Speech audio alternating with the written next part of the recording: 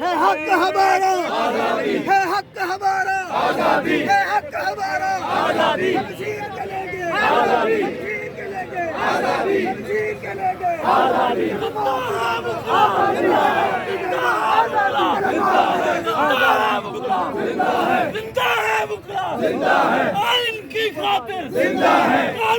لاش ہے رانا ثناءاللہ قاتل ہے. یہ وکیل اس لیے نکلے ہیں کہ اب ڈر اور خوف ہمیں خدا کے فضل سے ہے نہیں. ہم نے رانا ثناءاللہ کا میرا پیغام دے دو کہ 14 مئی کو انشاءاللہ سپریم کورٹ کے فیصلے کے مطابق ہم نے الیکشن کرانا ہے.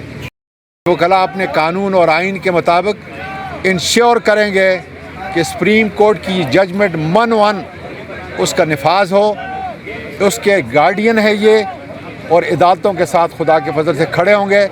رانا ثناءاللہ کی مجال انشاءاللہ بھاگتا ہوا نظر آئے گا. یہ قاتل ماڈل ٹاؤن کا یہ قاتل.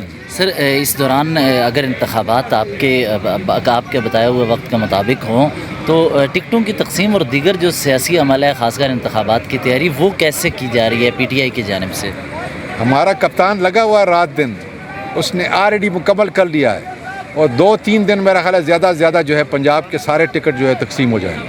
اچھا 3 دن میں. اور اس کے علاوہ ٹکٹوں کی تقسیم کے لیے کیا طریقہ کار اپنایا ہے ود ان طریقہ کار پارٹی؟ یہ ہے کہ ہر کینڈیڈیٹ سے خود انٹرویو لے رہا ہے اور خود فیصلہ کرے گا.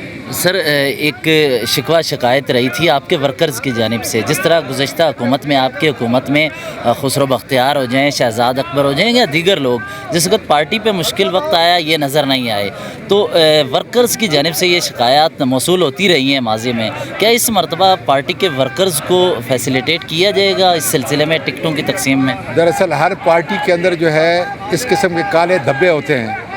شہزاد اکبر ہو یا بختیار ہو, یہ ہمارے لیے ہمارے ماتھے پہ ایک کلنگ ہے, ہمارے ماتھے پہ ایک برا نشان ہے.